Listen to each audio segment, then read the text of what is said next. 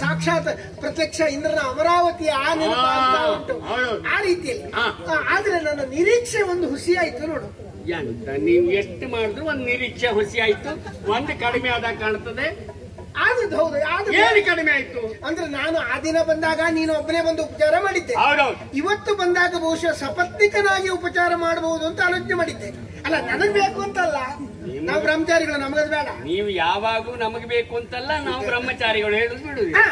ಆದ್ರೆ ಮಾಡಬೇಕಿತ್ತಲ್ಲ. ಸರಿ ಸರಿ. ಸತ್ಯಶೀಲ ಒಳಗಿದ್ದ ಯಾರು ಯಾರು ಹೇಳಿದ್ದಲ್ಲ ಅವಳು ಚಂದ್ರಶೇಖರ. ಕೊಲೆಯಾದ ಸಾವು. ಸತ್ಯಶೀಲ ಇಲ್ಲ ಹೇಳಿದಲ್ಲಿ ನಾನು ಕೊಲೆ ಮಾಡಿಬಿಟ್ಟು ಎಳ್ಕೊಂಡು ಬಂದೆ. ಸತ್ಯಶೀಲ ನಂದೆ ಬಾವಿಗೆ ಹಾರಿ ಆತ್ಮಹತ್ಯೆಯನ್ನು. ಹೆಣ ಸಿಕ್ಕಿತ? ಏನ್ ಹೆಣ ಹೊತ್ಕೊಂಡು ಹೊಲಿಕ್ ಹೋದವ ನಾನು? ಸೋಮನೇರಿ ನಾವು ನಮಗೆ ಯಾಕೆ ಅದು? ನಮಗೇನು ಹೆಣ್ಣು ಸಿಕ್ಕುದಿಲ್ವಾ?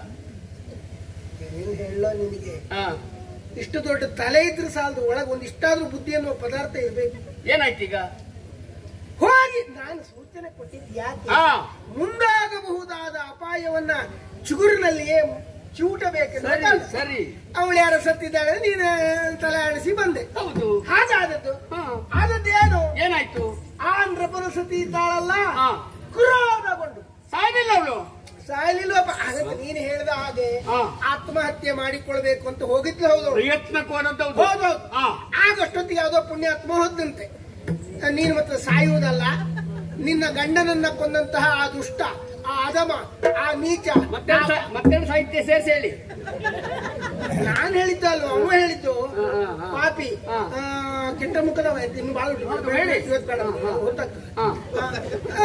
ಅಂತವನನ್ನ ನೀನು ಕೊಂದು ಕಳೆಯುವ ಬಗ್ಗೆ ಯೋಚನೆ ಮಾಡದೆ ಸಾಯುವುದು ಸರಿಯೇನಮ್ಮ ಅಂತ ಹೋಗಿ ಯಾವುದೋ ಪಾಪಿ ಮಗ ಹೇಳ್ದಲ್ಲ, ಅವ ಸಿಕ್ಕಬೇಕವನ ಕತ್ತಿ ಆ ಕಡೆ ಇಡ ಹೇಳಿದ್ದಂತೆ.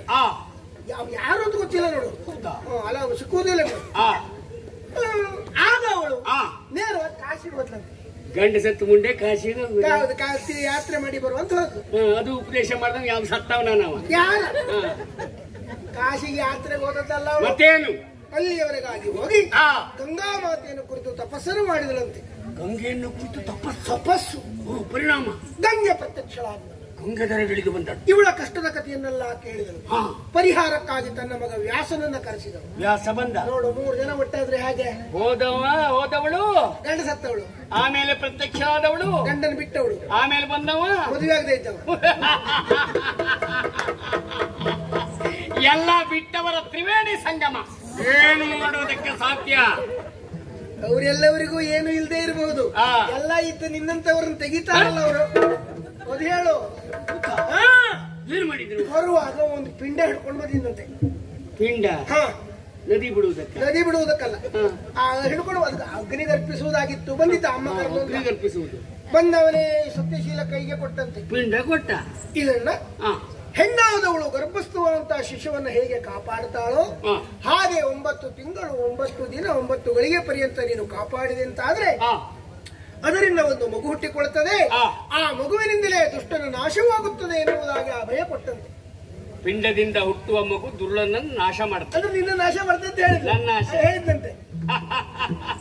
ಸುಮ್ಮನೆ ಮೊದಲು ಹೇಳಿದ್ದೆ ನಿಮಗೆ, ವರವ ಪಡೆದಿಗ ಈಶನ್ಗಲಿ ಅಯ್ಯೋ ನಿಜರಿಂದ ಮರಣವಿನ ಅಯ್ಯೋ ನಿಜರಿಂದ ನನಗಿಲ್ಲ. ನಿನಗೆ ಯಾವ ಭಾಷೆಯಲ್ಲಿ ಹೇಳ ಪುಣ್ಯಾತ್ಮ? ಹಾಗೆ ಪಿಂಡದಿಂದ ಹುಟ್ಟುವ ಮಗು ಅಯ್ಯೋ ನಿಜನಾಗುತ್ತದೆ. ಅದೇ ನಿನ್ನ ಮೃತ್ಯು.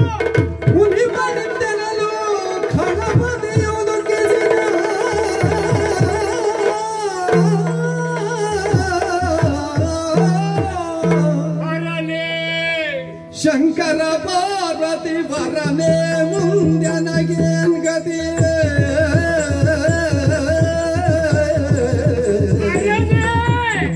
ಶಂಕರ ಪಾರ್ವತಿ ವರನೇ ಮುಂದೆ ನನಗೇನ್ ಗತಿ? ಇಂದಿನ ಗೀತರ ಕುಳ್ಳವು ದೊರಕಿದೆ ಸ್ವರಗರನೇ. ಇಂದಿನ ಗೀತರ ಕಷ್ಟವು ದೊರಕಿದೆ ಸ್ವರಗರನೇ. ಹೊರೆಯೊಳು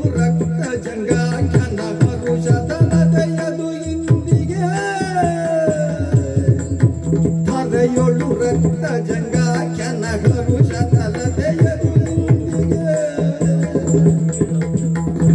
ಉರಿದುದಯನ್ನನು ಪಾಲಿಪ ದೊರೆಯನ್ಯಾರಿಗರು ಹರನೇ ಶಂಕರ ಪಾರ್ವತಿ ರಮಣನೆ ಮುಂದೆನ್ನಗೇನ್ ಗದಿಯೋ ಹರನೇ ಶಂಕರನೇ ದಿಗಂಬರನೇ ಓ ಪರಮೇಶ್ವರನೇ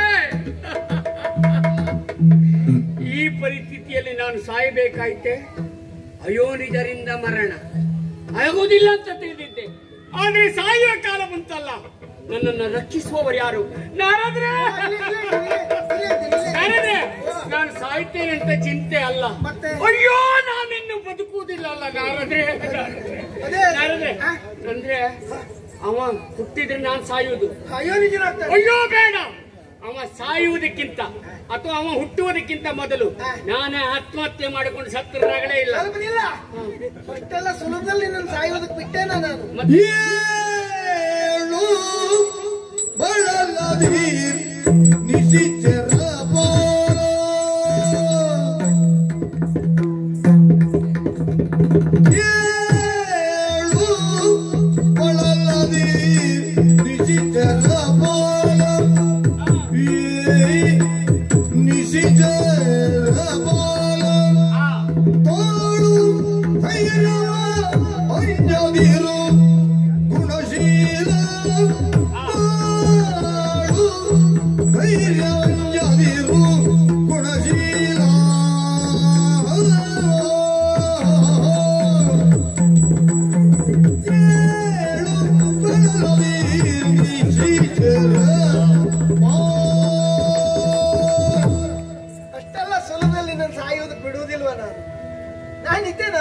ಅಂದ್ರೆ ಮತ್ತೆ ಎಂತಾಗ ಸಾಯುವುದು ಅಂತ ಹೇಳ್ತೀವಿ ಒದ್ದಾಡಿ ಸಾಯಿದೆ ಅಂತಲ್ಲ ಮತ್ತೆ ಅದೇ ಅಲ್ವಾ ಹಾಗೆ ಸಾಯುವುದಕ್ಕೆ ಬಿಟ್ಟೇನ ಇಷ್ಟ ಮಾಡಿದವಲ್ಲಿ ನಾನು ಏನೆಲ್ಲ ಮಾಡ್ಲಿಕ್ಕಿಲ್ಲ ನಾನು ಇಲ್ಲಿಗೆ ಬಂದಿದ್ದು ಯಾಕೆ ನಿನಗೊಂದು ಗತಿ ಕಾಣಿಸ್ಬೇಕು ಅಂತಲೇ ಬಂದವ ನಾನು ದಯಮಾಡಿ ನಿಮ್ಮಲ್ಲಿ ವಿನಂತಿ ಅರ್ಥ ಪೂರ್ತಿಯಾಗುವಾಗ ಮಾತಾಡ್ಬೇಕು ಗತಿ ಅಂದ್ರೆ ಏನು ಹೇಳು ದಾರಿ ಗ್ರಹ ಗತಿ ಹಾಗೆ ನಿನಗೊಂದು ದಾರಿ ತೋರಿಸಬೇಕು ಅಂತಲೇ ಬಂದವನ ಸಾಮಾನ್ಯ ನಿನಗೊಂದು ಗತಿ ಕಾಣಿಸದೆ ಬಿಡುದಿಲ್ಲ ಅಂತ ಗತಿ ದಾರಿ ತೋರಿಸ್ಬೇಕಂತಲೇ ಬಂದವ ಈಗ ನೋಡು ಈಗ ಎಷ್ಟಾಗಿದೆ 9 ತಿಂಗಳು 9 ದಿನ 9 ಗಳಿಗೆ ಹೌದು ನಾನು ಹೇಳಿದಾಗ ನೀನು ಯೋಚನೆ ಮಾಡ್ಲೇ ಇಲ್ಲ ಅಯ್ಯೋ ಅಂತ ನೀನೇನು ಗಂಡಸ ಹಿಂಗ್ಸ ಮತ್ತೆ ಅಲ್ಲಿದ್ರೆ ಈ ರೀತಿ ಹೇಳುವುದೇನ ಮತ್ತೊಂದು ವಿಚಾರ ಹೇಳ ನಿನಗೆ ಆ ಕ್ಷಣದಲ್ಲಿ ಹೊಳಿಲಿಲ್ಲ ಯಾಕೆ ಯಾವಾಗ್ಲೂ ಹಾಗೆ ಭಯದಿಂದ ಮನಸ್ಸು ವಿಹ್ವಲವಾದಾಗ ದಾರಿ ಗೋಚರಿಸುವುದಿಲ್ಲ ಈ ಕುದಿಯುವ ನೀರಿನಲ್ಲಿ ಪ್ರತಿಬಿಂಬ ಕಾಣಿಸಿದ್ದೆ ಇಲ್ಲ ಪ್ರಶಾಂತವಾಗಿರಿದ್ದ ನೀರಿನಲ್ಲಿ ಪ್ರತಿಬಿಂಬ ಕಾಣಿಸ್ತದೆ ಮನಸ್ಸು ಶಾಂತವಿದ್ದಾಗ ದಾರಿ ಗೋಚರಿಸುವುದಕ್ಕೆ ಸಾಧ್ಯ ನಾನು ದಾರಿಯನ್ನು ಹುಡುಕಿಯೇ ಬಂದಿದ್ದೇನೆ 9 ತಿಂಗಳು ಕಳೆದು ಹೋಯ್ತು ಇನ್ನಿದ್ದದ್ದು 9 ದಿವಸ ಇನ್ನು 9 ದಿವಸ ಇದೆ ಸಾಕು ಹೆಚ್ಚಾಯ್ತು ಅಷ್ಟು ಮತ್ತೆ ಅದರಲ್ಲೇ ನೀನು ಏನನ್ನ ಬೇಕು ಸಾಧಿಸುವುದಕ್ಕೆ ಸಾಧ್ಯ ಒಂದು ಕೆಲಸ ಏನ್ ಮಾಡ್ಲಿ ನೇರವಾಗಿ ಅಲ್ಲಿಗೆ ಹೋಗುವುದು ಅವ ಹೇಳಿದ್ದು 9 ದಿನ 9 ಗಳಿಗೆ ಕಳಿಬೇಕು ಹೌದಲ್ವಾ ಹೌದು ಅಲ್ಲಿಗೆ ಹೋಗುದು ಆ ಪಿಂಡವನ್ನು ಕಸಿಯುವುದು ಹಿಡಿದು ನೆಲಕ್ಕೆ ಅಪ್ಪಳಿಸುವುದು ಅಲ್ಲಿಗೆ ನಿನ್ನ ಕತೆ ಮುಗಿದಾಗಿ ಈಗ ಅರ್ಥ ಪೂರ್ತಿ ಬರ್ಲಿಲ್ಲ ಅಲ್ಲಿ ನನ್ನ ಕತೆ ಮುಗಿದಾಗೆ ಅಂದ್ರೆ ಈ ವ್ಯಥೆಯ ಕತೆ ಅದೊಂದು ಶಬ್ದ ಬಿಡುವುದು ನಮಗೆ ನಾಡಿದ್ರೆ ಬೀಜವನ್ನೇ ಸುಟ್ರೆ ಮತ್ತೆ ಮೊಳಕೆ ಒಡ್ಲಿಕ್ಕೆ ಸಾಧ್ಯವಾ ನಾನು ಇಷ್ಟು ಕಲ್ಪನೆ ಮಾಡದೆ ಹುಂಬನಾಗಿ ಬಿಟ್ಟೆ ನಿಜವಾಗಿ ಕ್ಷಮಿಸಬೇಕು ನನ್ನ ಅಪ್ಪ ಈಗ ಇಲ್ಲ ನಾ ಸತ್ಯ ಹೇಳ್ತೇನೆ ಅವ ಅಲ್ಲ ನನಗೆ ಅಪ್ಪ ನೀವೇ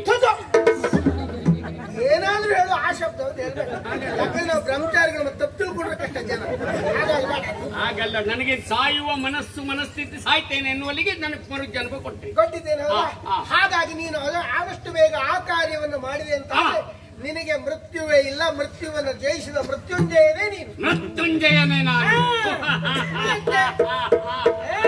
ನಾರದ್ರೆ ನಮ್ಮ ಜಾತಿ ಹಣೆ ಬರ ಪಕ್ಕ ನಮ್ಮ ಹೊಳೆಯುವುದಿಲ್ಲ ಹಾಗೆ ದಪ್ಪತಲೆ ಹೌದು ಸುಳ್ಳಲ್ಲ ಇವತ್ತು ಹೇಳಿದ್ರು ನಾಳೆ ಅರ್ಥ ಹೌದು ನಾ ಹೇಳಿಲ್ವಾ ನಾರದ್ರೆ ಸಂತೋಷ ಆಯ್ತು ಈಗ ನಾನು ಕಾಶಿಗೆ ಹೋಗಿ ಪಿಂಡ ಕಸದು ಅವಳು ಹೆಣ್ಣಲ್ವಾ ಅದೊಂದು ಸಮಸ್ಯೆ ಉಂಟು ಇವತ್ತಿನವರೆಗೆ ಅದೊಂದು ಕೆಲಸ ಮಾಡ್ಲಿಲ್ಲ. ನೀನೀಗ ಹೋಗುವಾಗ ನಾನು ಇವತ್ತೊಂದು ಸಣ್ಣ ಸೂಚನೆ ಕೊಡ್ತೇನೆ. ನೀನು ಒಬ್ಬನೇ ಹೋಗುದು ಬೇಡ. ನಿನಗೊಬ್ಳು ತಂಗಿ ಇದ್ದಾಳಲ್ಲ ರಕ್ತಕೇಶಿನಿ, ಅವಳನ್ನು ಕರ್ಕೊಂಡು ಹೋಗು. ನಿನ್ನೊಟ್ಟಿಗೆ ಅವಳು ಒಬ್ಳು ಹೋಗಿ ಬಿಡ್ಲಿ.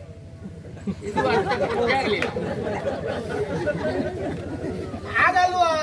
ಅವಳು ಅಣ್ಣನನ್ನ ಬಿಟ್ಟಿದ್ದವಳಲ್ಲ, ನೀನಲ್ಲಿ ಹೋದ ನನ್ನ ಜೊತೆಗೆ ಹೋಗಲಿ ಅದೇ ಹೋಗಿ ಬಿಡ್ಲಿ. ಅವಳು ನಿನ್ ಜೊತೆಗೆ ಹೋಗ್ಬಿಡ್ಲಿ.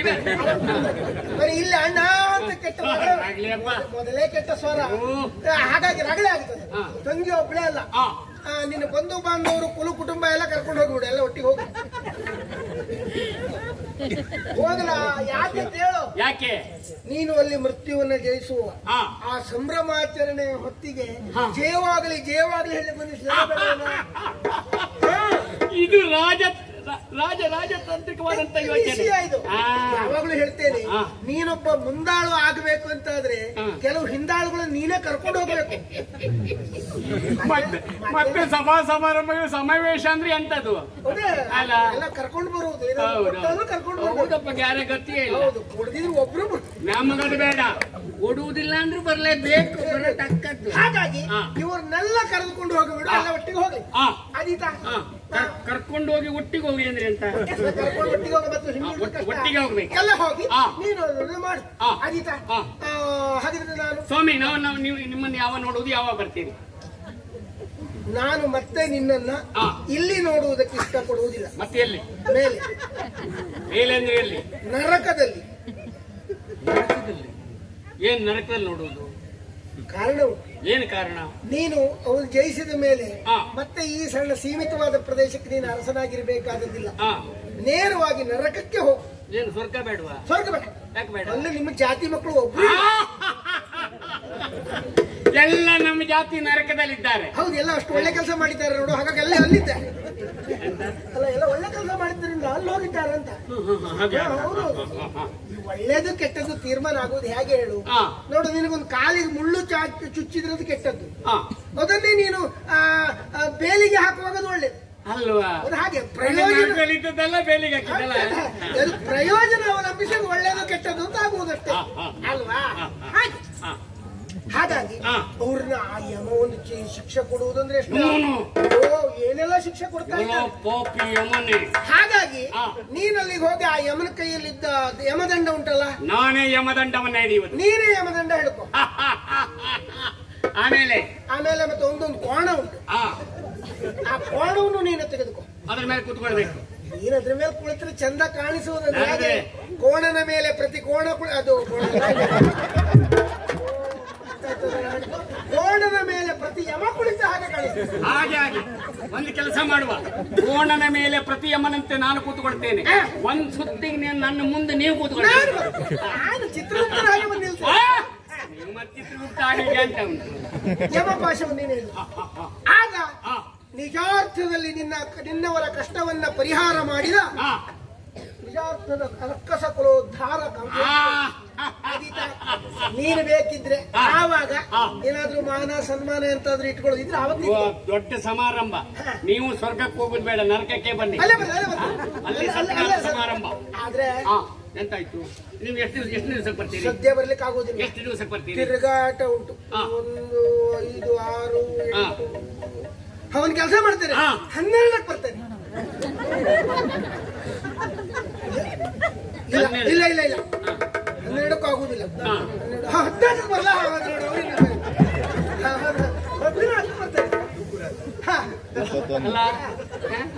ಸ್ವಾಮಿ, ಈ 14 ಅಂದ್ರೆ ನಮ್ಮ ಜಾತಿಗಿಲೆ ಬರೀ ಅಂತ ವೈಕುಂಠ ಸಮಾನ ಆದ್ರೆ ಅಂತ ಹಾಗೆ ತಿಳ್ಕೊ.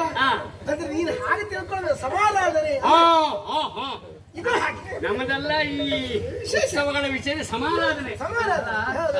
ಹಾಗಾಗಿ ಅದು ಕೆಟ್ಟದ್ದು ಹೊತ್ತಿಗೆ ಭಾವಿಸಬಾರದು. ಹಾಗಾಗಿ ನಮಗೆ ಮತ್ತೆ ನಿಮ್ಮ ಜಾತಿಗೆ ವೈಕುಂಠ ಸಮಾರಾಧನೆ ಇಲ್ವಾ? ಶಿವಗಳ ಆರಾಧನೆ ಅಂತ ಬೇರೆ ಬೇರೆ ಉಂಟು. ಹೌದಪ್ಪ, ನಮ್ದು ಆರಾಧನೆ. ಆ ದಿನ ಬರ್ತೇನೆ.